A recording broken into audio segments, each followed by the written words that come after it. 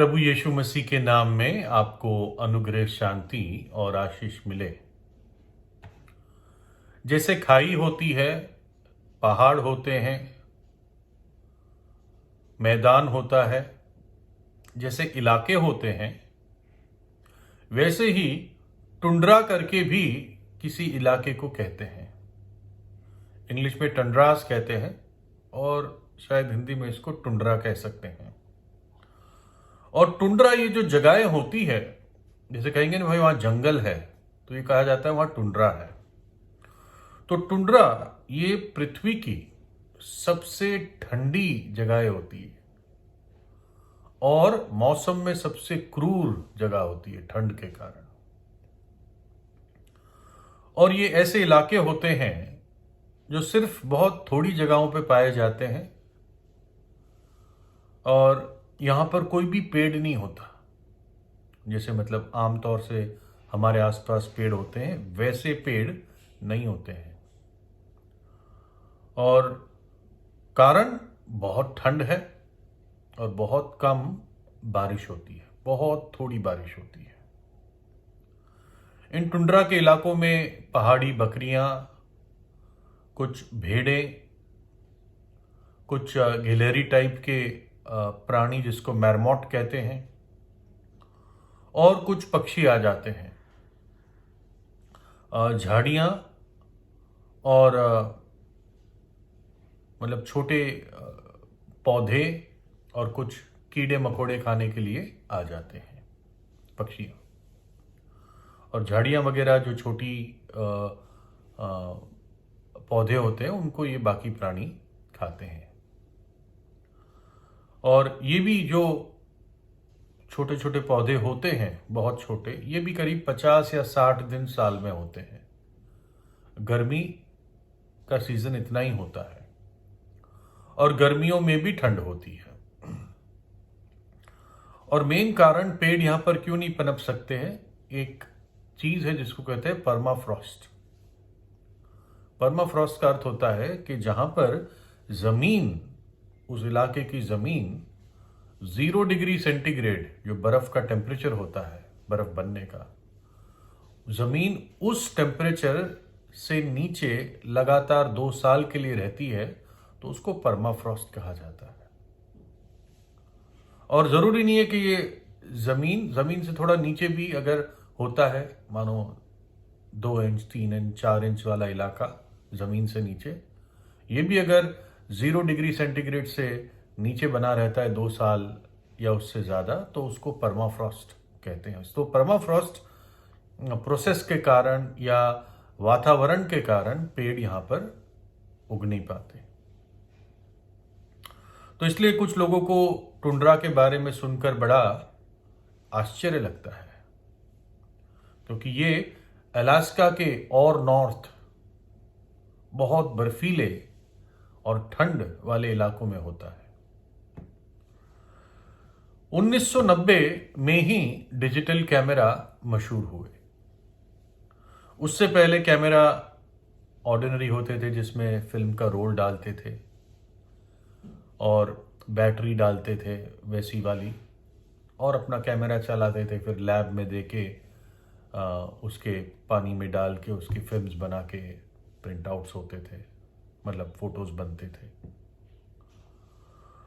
तो उसी टाइप का कैमरा का एक आदमी शौकीन था, पुराने समय का कैमरा का, और उसको फोटोग्राफी का शौक था और उसको वातावरण स्टडी करने का शौक था। फोटोग्राफ्स लेता था और उस पर अपनी जर्नल वगैरह या आर्टिकल्स बनाता था।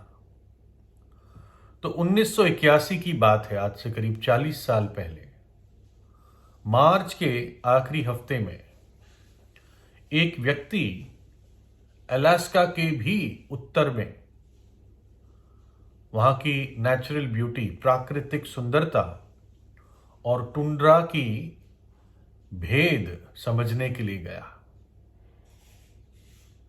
और ये प्राइवेट प्लेन में इसने किराए पे लिया, या हो सकता है हेलीकॉप्टर हो, ये मुझे मालूम नहीं है, और वहां तक गया और उसको वहां पर लैंड करा के उसके सामान के साथ उसको छोड़कर जहाज वापस आ गया। यानी ये सब खर्चा उसने किया। और साथ वो क्या क्या ले गया? वो अपना कैमरा का इक्विपमेंट ले गया, स्टैंड वगैरह, कैमरा, हो सकता है स्पेयर कैमरा भी ले गया हो। 500 फिल्म के रोल ले गया।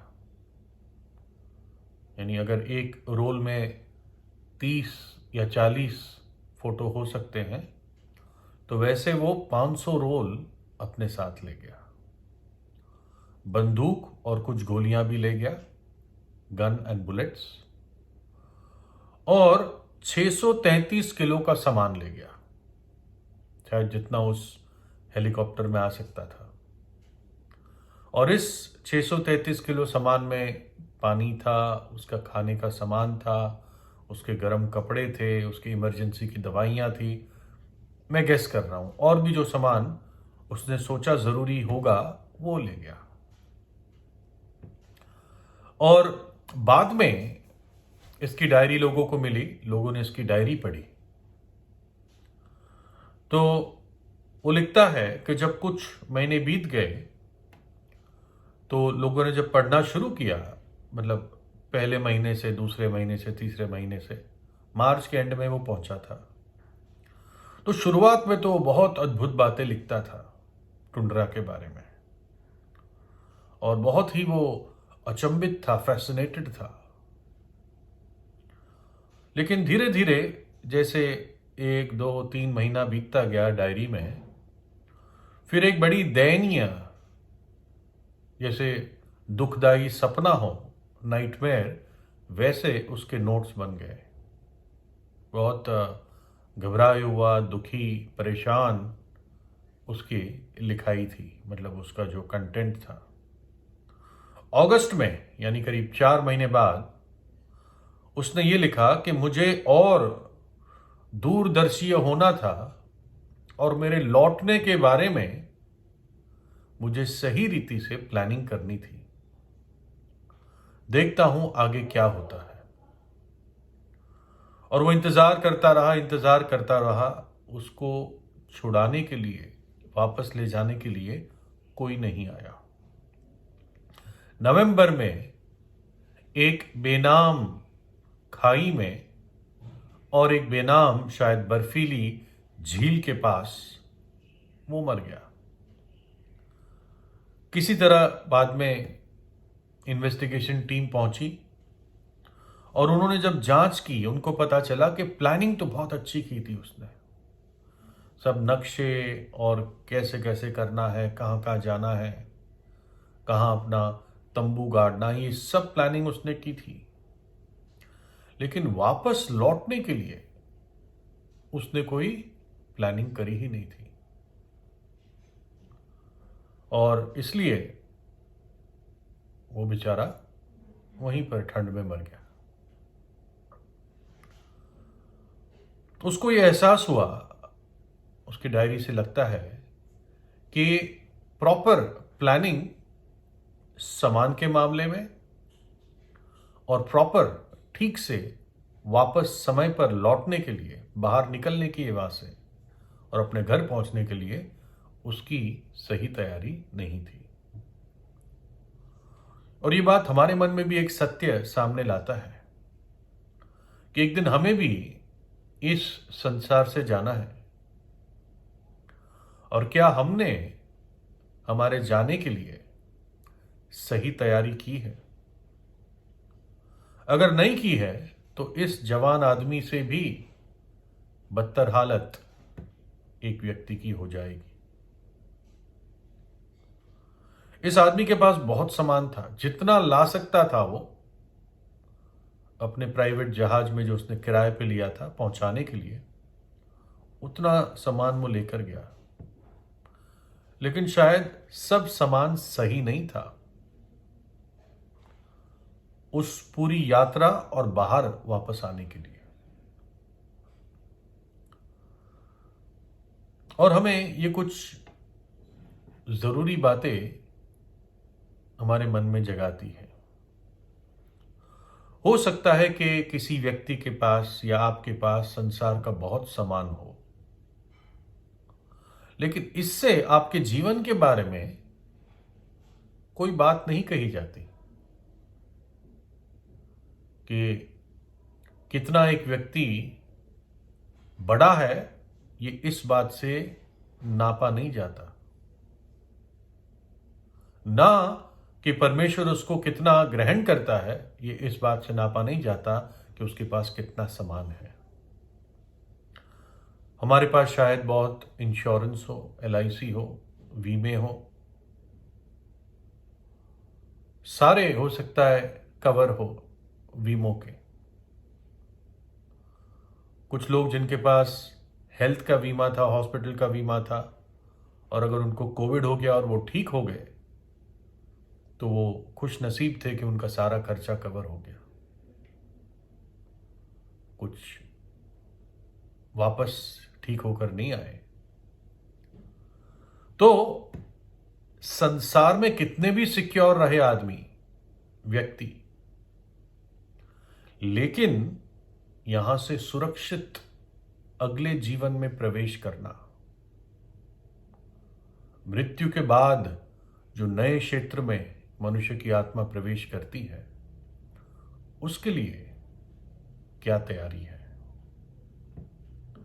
लूका 12:15 में प्रभु यीशु कहता है, और उसने उनसे कहा, चौकस रहो और हर प्रकार के लोभ से अपने आप को बचाए रखो, क्योंकि किसी का जीवन उसकी संपत्ति की बहुतायत से नहीं होता।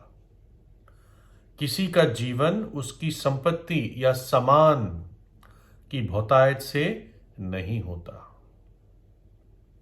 मरकुस 8:36, यदि मनुष्य सारे जगत को प्राप्त करे, यदि मनुष्य सारे संसार की चीजों को प्राप्त कर ले, अच्छे से अच्छी व्यक्तियों को प्राप्त कर ले, और अपने प्राण की या आत्मा की हानि उठाए, तो उसे क्या लाभ। और मनुष्य अपनी आत्मा के बदले में क्या देगा। परमेश्वर आपकी आत्मा को इतना वजन देता है कि संसार की सारी चीजें अगर तराजू के एक पलड़े में रखी जाए और दूसरे पलड़े में आपकी आत्मा, तो आपकी आत्मा भारी है। क्योंकि परमेश्वर जब मनुष्य बनकर आया तो उसने मनुष्य की आत्मा बचाने के लिए अपने प्राण क्रूस पर दिए, समान के लिए नहीं। निकलने का रास्ता, मत्ती 7:13, सकेत फाटक से प्रवेश करो, क्योंकि चौड़ा है वो फाटक और चाकल है वो मार्ग जो विनाश को पहुंचाता है, और बहुतेरे हैं जो उससे प्रवेश करते हैं। क्योंकि सकेत है वो फाटक और सकरा है वो मार्ग जो जीवन को पहुंचाता है, और थोड़े हैं जो उसे पाते हैं। सकेत फाटक है, सकरा मार्ग है जो अनंत जीवन को पहुंचाता है, थोड़े ही उस पर पाए जाते हैं। लेकिन इस सकरे मार्ग के लिए एक पासपोर्ट की आवश्यकता है, और उस पासपोर्ट में 2 ठप्पों की, 2 मोहरों की आवश्यकता है। एक मोहर है जिस पर लिखा हुआ है पश्चाताप, और दूसरी मोहर है जिस पर लिखा है विश्वास। पश्चाताप और विश्वास। अगर ये 2 मोहर लगी हुई है आपके ऊपर या आपके पासपोर्ट के ऊपर, तो आप सकरे मार्ग पर आकर अनंत जीवन में प्रवेश कर सकते हैं। यहां पर परमेश्वर का दास अपनी गवाही कहता है कि वो कुछ लोगों के बारे में बताता है कि उनके सामने मैं गवाही देता रहा कि परमेश्वर की ओर मन फिराना और हमारे प्रभु यीशु मसीह पर विश्वास करना चाहिए। परमेश्वर की ओर मन फिराना, पाप से हटाकर परमेश्वर की ओर मन फिराना है, इसे कहते हैं पश्चाताप। जो 180 डिग्री का टर्न होता है, पहले पाप का जीवन था, विनाश का जीवन था, नरक की ओर जा रहा था। लेकिन मैंने प्रभु यीशु के बारे में सुना, उसके प्रेम के बारे में, उसके बचाव के बारे में, उसके उद्धार के बारे में, तो मेरा हृदय मुड़ गया। पाप से हटकर परमेश्वर की ओर मुड़ा, विनाश से हटकर अनंत जीवन की ओर मुड़ा और परमेश्वर की ओर मन फिराना और प्रभु यीशु मसीह पर विश्वास करना, प्रभु यीशु पर विश्वास करना, जो इस जगत में एक पवित्र मनुष्य बनकर आया, एक कुंवारी के जरिए जन्म लिया, कलवरी के क्रूस पर अपनी जान दी और तीसरे दिन जी उठा, अपना पवित्र लहू बहा दिया, ताकि जब एक पापी पश्चाताप करके विश्वास करता है तो यीशु का लहू हमें सब पापों से शुद्ध कर देता है। वो व्यक्ति जो पश्चाताप करता है, पापों को मान लेता है, पापों को त्याग देता है, वो प्रभु यीशु की दया पाएगा या पाएगी। वो नया जन्म पाएगा और सक्रिय मार्ग पर प्रवेश करेगा, जो अनंत जीवन को ले जाता है। तो आज ही सच्चे हृदय से प्रभु यीशु से प्रार्थना कीजिए और उसको अपने हृदय में बुलाएं। प्रभु यीशु आपको आशीष दे।